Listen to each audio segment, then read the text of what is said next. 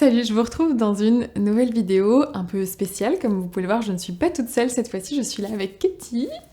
Bonjour. Je suis super contente de vous présenter une vidéo avec Katie parce que c'est une amie que j'ai rencontrée dans une retraite qu'on a fait ensemble et tu m'avais déjà parlé à ce moment-là de ton envie de faire des vidéos et depuis tu t'es lancée et ta chaîne est incroyable.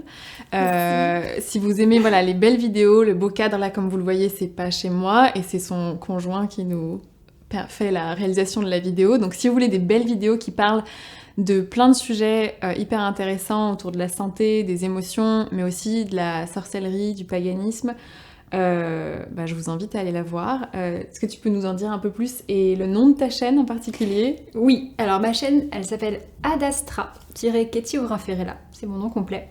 Et sur cette chaîne, je fais plein de partages en rapport avec la dimension holistique de la santé, mais toujours avec une dimension très sorcière. C'est vraiment mon truc là de parler d'ésotérisme, de spiritualité, donc j'aborde beaucoup le sujet de la magie. Comment on fait pour se lancer en magie? Qu'est-ce qu'on peut faire chez soi de façon très simple et concrète avec ce qu'on a. Et elles sont super belles les vidéos, donc voilà, je vous encourage et je mettrai les liens en bas là. Et aujourd'hui, on s'est retrouvés pour parler d'un sujet qui me tient à cœur, qui sont les menstruations. Parce qu'en tant que naturopathe, t'as aussi pas mal de choses à dire sur la santé et comment prendre soin de notre corps. Je vois beaucoup de femmes qui ont des problèmes avec leur menstruation. C'est un motif de consultation qui est récurrent. Et je suis très heureuse qu'on puisse en parler aujourd'hui. Et je pense que ça va aider bien des jeunes femmes, et pas que des jeunes femmes d'ailleurs, hein, même des... Toutes les personnes qui ont leurs règles, tout simplement. Exactement. Carrément. Trop bien. Et donc, est-ce que peut-être, pour commencer, tu peux nous dire la naturo, qu'est-ce que c'est, la naturopathie?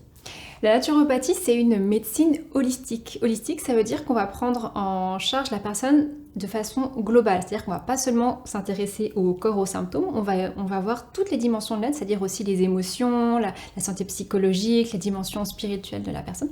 Et ça va nous permettre d'arriver à des résultats qui sont beaucoup plus pertinents en termes de santé. Et ce qu'on va faire, c'est que on va aller voir où se trouve le déséquilibre dans le corps. Parce qu'on estime en naturopathie que naturellement, on est censé être en bonne santé. En fait, l'état naturel des hommes et des femmes, c'est d'être en bonne santé. Et par exemple, si on se coupe, on va cicatriser automatiquement parce que le corps a en soi une force pour s'auto-guérir. Et si la maladie survient, à un moment donné, c'est que le corps est dépassé, il n'arrive plus à mettre en place ces mécanismes d'auto-guérison.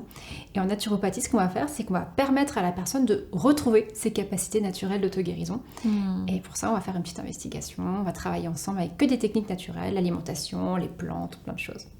Trop bien. Je suis trop contente de pouvoir partager ce savoir sur ma chaîne. Et sur le sujet des règles, moi j'avais vraiment envie d'en parler parce qu'on entend souvent le fait que les règles c'est normal, en fait qu'on est mal. Et personnellement, je ne suis pas d'accord. Et j'ai posé la question à Katie et tu m'as dit qu'effectivement c'est pas normal d'avoir mal pendant ces règles. C'est pas normal. Tu as raison, c'est absolument pas normal. En fait, les femmes pensent que c'est normal d'avoir mal parce qu'on les a conditionnées à penser ça. Sur des générations et des générations, on a dit aux femmes, mais non, c'est normal, les règles, ça fait mal, il faut prendre sur soi. Et puis, ça, c'est un discours qui est très patriarcal parce qu'en fait, globalement, on n'a pas reconnu la douleur de la femme, on l'a niée, ou alors, voilà, on a pu même leur dire qu'elles étaient chochottes. En tout cas, voilà, hystérique, hystérique, tout ce genre de choses. Et du coup, les mamans ont dit ça aussi à leurs filles, quand les filles se sont tournées vers leur mère pour leur dire mais moi j'ai mal au ventre, je me sens pas bien. Les mères ont aussi dit du coup bah oui, c'est comme ça, c'est normal, c'est le malheur de la femme, entre guillemets, c'est le destin de la femme. Et moi je suis pas du tout d'accord avec cette vision des choses. Les règles, ça peut être inconfortable, ça peut être un moment du mois où on est plus fatigué, plus sensible, en tout cas il y a quelque chose de différent qui se passe dans le corps, mais en aucun cas ça doit être un moment où on est dans la souffrance. S'il y a une souffrance, ça veut dire qu'il y a un déséquilibre, ça veut dire qu'il y a la douleur, c'est rien d'autre qu'un signal en fait, c'est notre corps qui nous dit il se passe quelque chose, porte ton attention ici, il y a quelque chose qui va pas. Ouais, carrément. Et donc je suis trop contente parce qu'on va en parler un peu plus et on va vous donner aussi des conseils ou des tips et astuces pour prendre soin de votre corps et essayer de l'aider pour que justement il puisse être au top de sa santé et qu'il n'y ait pas le moins de douleurs possible pendant vos règles. Et du coup, selon toi, qu'est-ce qui peut causer les douleurs de règles? Alors, les douleurs de règles, déjà, ce que j'aimerais dire en premier lieu, c'est que le fait de ne pas reconnaître qu'on a mal, le minimiser, déjà en soi, ça crée une souffrance émotionnelle. Donc déjà, le fait de le verbaliser, de dire « Ok, moi j'ai mal, moi je me sens pas bien avec ça », c'est déjà une partie de la solution. L'autre chose que j'aimerais dire, c'est qu'il y a peut-être un problème médical qui est derrière. C'est-à-dire que dans cette vidéo, je vais quand même vous donner des solutions, mais il y a peut-être un problème médical derrière. S'il y a une endométriose, s'il y a un fibrome, quelque chose comme ça, c'est important de le diagnostiquer. Et malheureusement, par exemple, l'endométriose est très mal diagnostiquée de nos jours parce que la douleur n'est pas reconnue, en fait. Et souvent, les femmes se retrouvent avec des endométrioses qui sont déjà très très avancées. Elles le découvrent alors qu'elles ont 30 ans, 35 ans peut-être. Et là où on aurait pu agir bien en amont quand elles étaient jeunes femmes, bah déjà la maladie est installée et c'est dommage. Donc la première chose que j'aimerais dire, c'est que si vous avez des très très fortes douleurs, peut-être qu'il faut aller faire des recherches, en tout cas essayer de poser peut-être un diagnostic médical. Peut-être qu'il n'y a rien, et je l'espère, mais c'est important de le souligner. Et de toquer à plusieurs portes, parce qu'il y a des médecins qui vont pas forcément prendre ça au sérieux, alors qu'en fait, si vous avez mal, c'est que... Enfin, vous le savez en fait, vous avez mal, il y a un problème, quoi. Il y a un problème. S'il n'y a pas de problème de type endométriose, fibrome ou autre, et bien très souvent, quand il y a douleur pendant les menstruations, c'est qu'il y a inflammation. Cette inflammation, en fait, elle est liée à un taux trop élevé d'une hormone qu'on appelle la prostaglandine. Ce qui se passe quand on a nos règles, c'est que en fait, le corps va créer des contractions au niveau de l'utérus pour expulser l'endomètre, expulser le sang. Et ces contractions, elles sont en partie liées à une substance qu'on appelle la prostaglandine, mais chez certaines femmes, elle est en excès, il y en a trop. Et si chez certaines femmes, il y en a trop, c'est parce qu'il y a trop d'inflammation dans le corps. Et cette inflammation, elle est liée en général à un mode de vie qui est pas conforme à la physiologie de la femme, qui lui convient pas. Donc là, il faut faire des ajustements. Et la deuxième raison pour laquelle il peut y avoir des douleurs, c'est que le foie peut être trop engorgé. Ça peut être le cas si par exemple on a tendance à produire trop d'oestrogène. Du coup, le foie va avoir du mal à éliminer ces hormones qui sont en excès. Ça va créer des congestions et souvent ça donne douleurs de règles, les maux de tête, les problèmes de hypersensibilité, colère au moment des menstruations, ce genre de problème. Qu'est-ce qu'on peut faire? Qu'est-ce qu'on peut mettre en place dans, j'imagine du coup, notre hygiène de vie et de santé générale pour améliorer tout ça et éliminer certaines de ces inflammations Il y a vraiment plein de choses à faire parce que souvent le réflexe c'est de prendre de l'ibuprofène parce que justement comme il y a de l'inflammation, le médecin va vous dire on va prendre des anti-inflammatoires. Mais le problème c'est que quand on prend un ibuprofène, une fois que l'effet est passé, on n'a pas solutionné le problème. Donc en naturopathie, on va essayer de faire en sorte qu'il n'y ait plus d'inflammation dans le corps plutôt que de faire quelque chose qui coupe la douleur. Et la première solution, c'est de travailler avec l'alimentation. On pourrait penser que non, on va donner une plante, quelque chose pour remplacer l'ibuprofène, mais en fait non, il faut aller couper la source de l'inflammation directement là où elle se crée. Et très souvent, c'est une hygiène alimentaire qui n'est pas adaptée. Et ce qui crée de l'inflammation dans le corps, c'est des produits comme le sucre en excès, donc les produits raffinés, j'entends les gâteaux, les bonbons, le chocolat, tout ça, enfin tout ce qui est sucre raffiné. Les produits laitiers à base de lait de vache, les yaourts, le lait, tout ça c'est extrêmement inflammatoire. La viande rouge en excès, l'alcool, le café, tout ça c'est très inflammatoire. Donc il faut vraiment veiller à essayer de diminuer la consommation de ce type de produits, voire carrément de les supprimer pendant la période des règles. Est-ce que c'est pendant la période des règles ou avant Si on est sujet au syndrome prémenstruel, c'est quand même bien de l'arrêter 2-3 jours avant pour vraiment avoir des règles qui soient plus confortables. Après, globalement, moi je pense que sur l'ensemble du cycle, si on est quelqu'un qui est sujet à la douleur, sujet à l'inflammation, il faut réduire globalement la consommation de ces produits. Mais vraiment peut-être les supprimer complètement sur 2 jours avant les règles, pendant les règles, et puis voilà, après ça se calme. Et l'autre chose qui est possible de faire, c'est à l'inverse, consommer des produits qui vont vous permettre de réduire cette inflammation. Et ça va passer par une alimentation qui est très riche en végétaux, en légumes verts. Donc, et puis aller sur des légumes qui vont aussi vous permettre de drainer le foie. Donc comme je l'ai dit tout à l'heure, le foie c'est vraiment l'organe qui va parfois être à l'origine, qui va donner tous ces symptômes de maux de tête, d'irritabilité, de douleur. Donc, et là, on va utiliser des principes amers de type manger des poireaux, des radis, des brocolis, tout ce qui est les choux, les agrumes, le citron, tout ça, ce sont vraiment des aliments qui vont permettre au foie de se drainer et donc d'éliminer plus facilement les hormones en excès. C'est important aussi parce que ça évite les carences. Les carences, c'est vraiment un facteur également aggravant dans l'inflammation. Un manque de magnésium, ça donne plus de douleur. D'ailleurs, on s'en rend compte parce que quand on manque de magnésium, on a des crampes, des choses comme ça. Et les crampes menstruelles, voilà, ça peut aussi être un manque de magnésium. À peu près, ok. Exactement.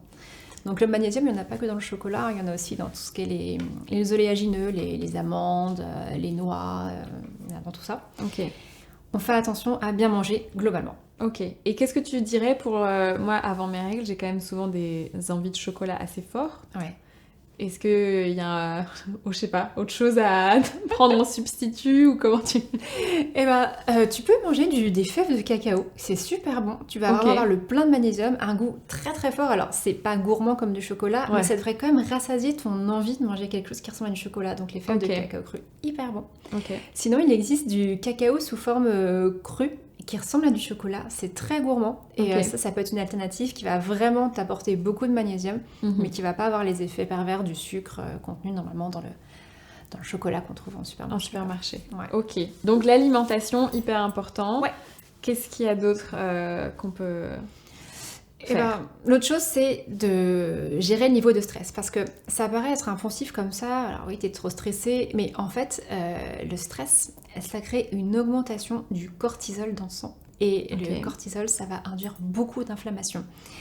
Et parfois, on a l'impression qu'on n'est pas stressé. Souvent, d'ailleurs, on évalue assez mal notre niveau de stress dans la vie. On peut avoir l'impression que ça va et tout, mais un stress chronique, même si vous êtes contrarié, par exemple, dans votre travail, s'il y a quelque chose qui ne va pas et qui vous crée une tension un petit peu permanente dans la vie, en fait, ça va quand même faire grimper votre taux de cortisol et ça va quand même du coup être à l'origine de ces règles qui vont être trop douloureuses parce que trop d'inflammation, trop de prostaglandine.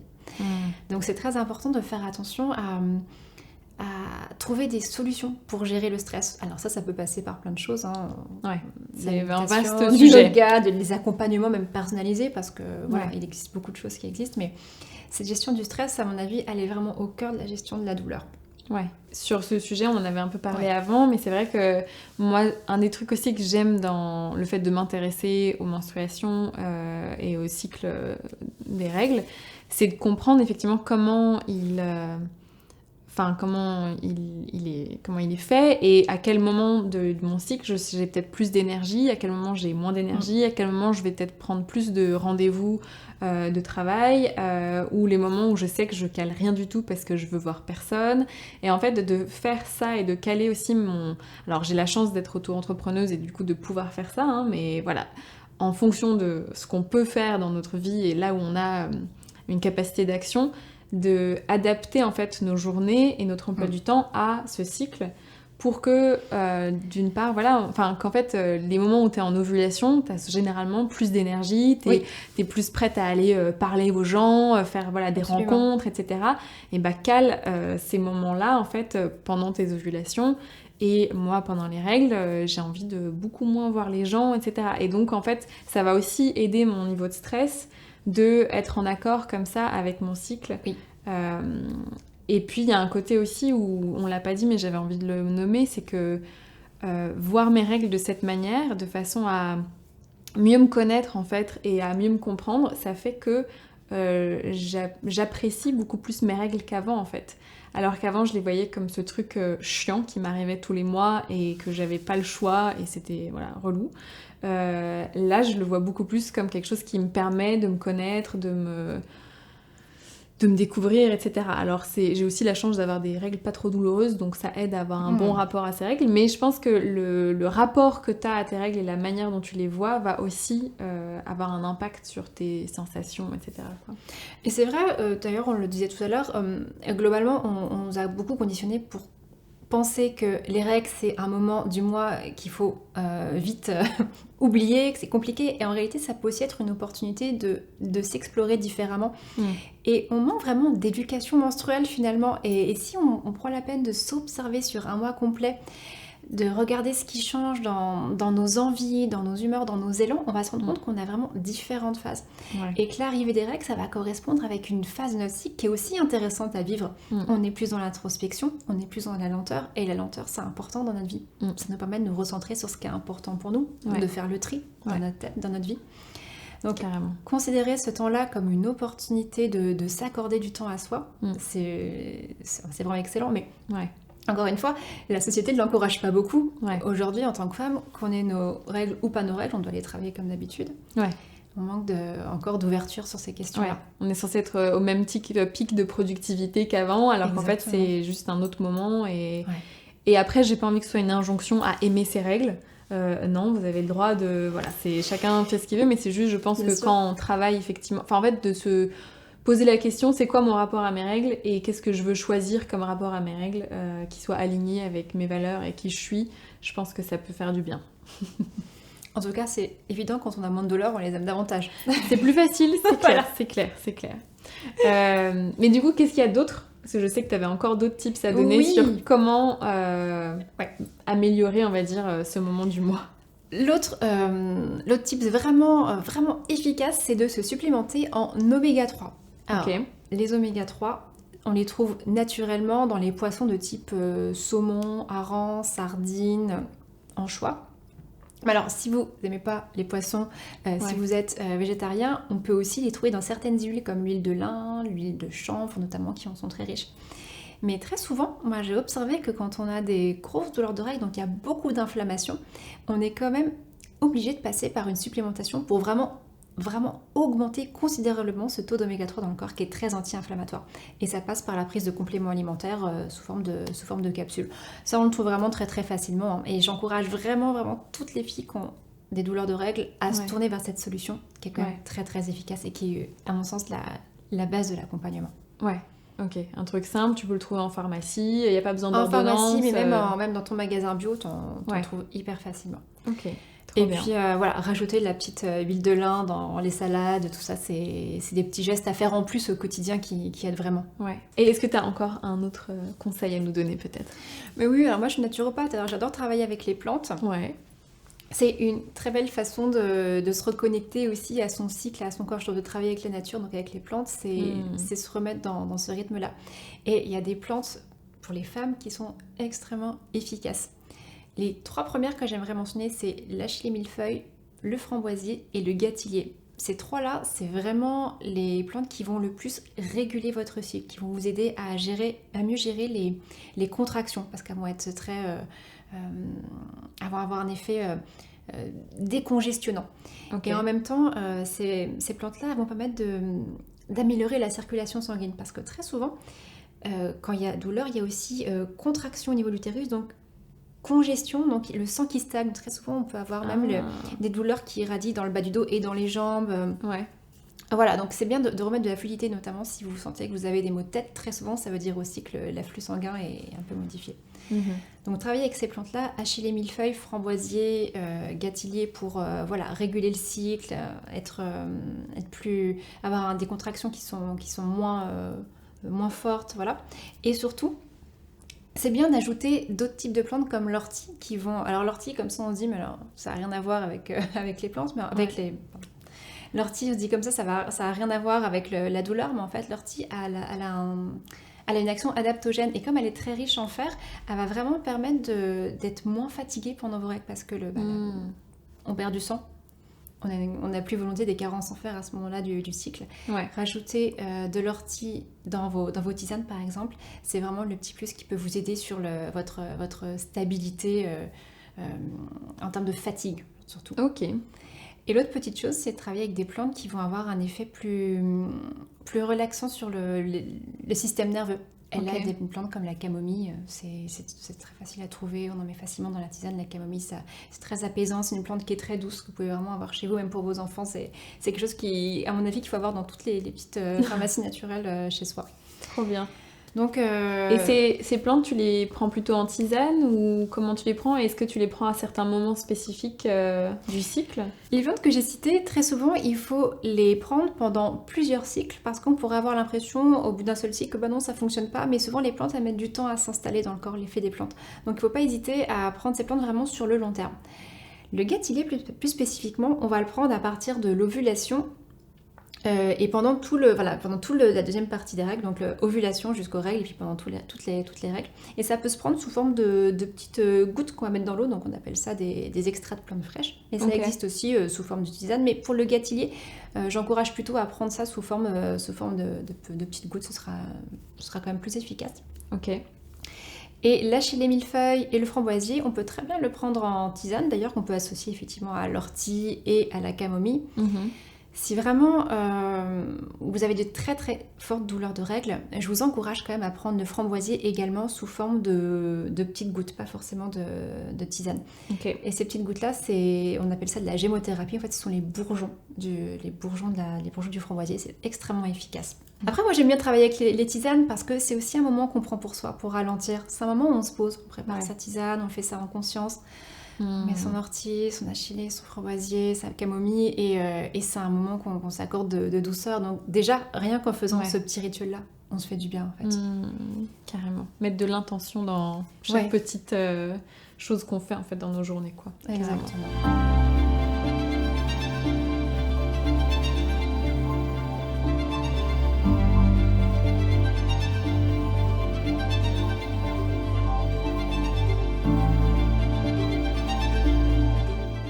Mais je sais qu'il y a encore un truc que tu voulais nous partager en fait. Ouais. Moi, je voulais vous parler de l'huile de CBD. Ok. Alors, l'huile de CBD, on commence un petit peu à en parler ces derniers temps, mais c'est quand même assez récent. Ouais. Et le CBD, c'est une substance qui est issue du chanvre. Ouais. Alors, le chanvre, tout de suite, ça fait un petit peu peur quand on en parle. On pense, voilà, oh là là, mais qu'est-ce que c'est que cette drogue? En fait, ce qu'il faut voir, c'est que dans le CBD, il n'y a pas de THC. Le THC, c'est la molécule qui est psychotrope dans le chanvre, mais il n'y en a pas du tout en fait dans le CBD. Donc, quand on prend de l'huile de CBD, on va pas... C'est légal de prendre du CBD. C'est légal. Et on va pas avoir d'effets sur le cerveau. Ouais. Ce qui est extraordinaire avec l'huile de CBD, c'est que elle va vraiment avoir un effet antidouleur très rapide. Ok. Ça va vraiment stopper net les réceptions de la douleur dans le cerveau. Donc, et ça, même à très faible dose, hein, voilà, en quelques gouttes sous la langue ou même sur un tampon en intravaginal ou même si vous voulez pas mettre de tampon directement sur le doigt, voilà, directement sur la muqueuse, ça va tout de suite être extrêmement apaisant. Alors non seulement ça va couper les récepteurs de la douleur, mais en plus c'est également anti-inflammatoire, ça va vraiment réduire les contractions et puis ça a aussi un effet sur l'anxiété parce que très souvent quand on sait qu'on va avoir des douleurs de règles, on est anxieux en fait en amont. On sait que c'est on va pas passer un bon moment. On est stressé, voilà.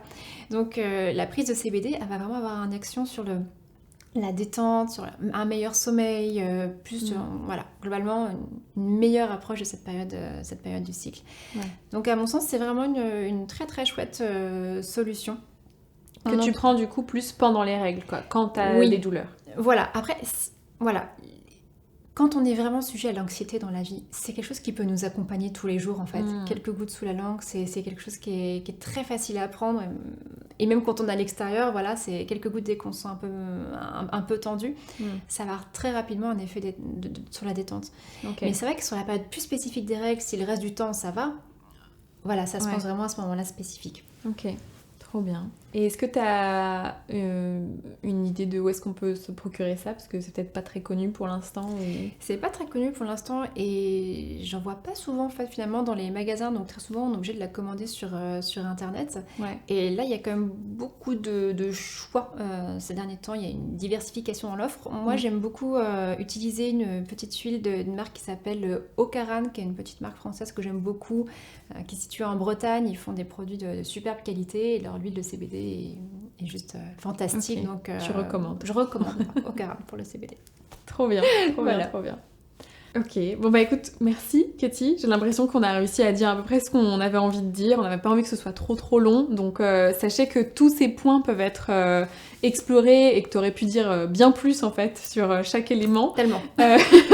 On aurait pu faire 2 heures de vidéo, mais on voulait juste que ça donne une ouverture en fait et juste la connaissance qu'en fait c'est possible de rechercher des solutions, qu'il n'y a pas que l'ibuprofène à prendre et qu'il y a d'autres choses qu'on peut essayer de faire pour que ça se passe mieux. J'espère que ça aura éveillé votre curiosité et que vous donnez envie de peut-être faire des recherches sur le cycle menstruel et comment en prendre soin. Katie, je te remercie d'avoir partagé tout ça et je vous redis que elle a une chaîne incroyable où il y a plein de belles choses. Moi j'aime en particulier les vidéos sur les sabbats parce que vous le savez ça m'intéresse, le paganisme et la sorcellerie et donc et en plus comme je l'ai déjà dit c'est vraiment beau en fait donc allez voir. Est-ce que tu as envie de nous dire peut-être un peu plus? Oui, moi, c'est vrai que tous les naturopathes ont leur façon d'aborder les sujets et moi, j'aime bien colorer ma pratique de ma passion. Et ma passion, c'est tout ce qui est lié aux pratiques sorcières, à l'ésotérisme, au paganisme. Et voilà, c'est vrai que j'essaye d'explorer ces différentes dimensions, même dans mon métier de naturopathe, mais pas que, évidemment, ça passe par là. Donc voilà, j'ai beaucoup de plaisir à réaliser ces vidéos et j'ai aussi eu beaucoup de plaisir à être avec toi aujourd'hui, Nina. Merci de m'avoir invitée sur ta chaîne. Merci. Trop bien. Bah, je vous remercie pour votre écoute et puis on se retrouvera dans d'autres vidéos et puis j'espère sur la chaîne de Katie. Avec grand plaisir.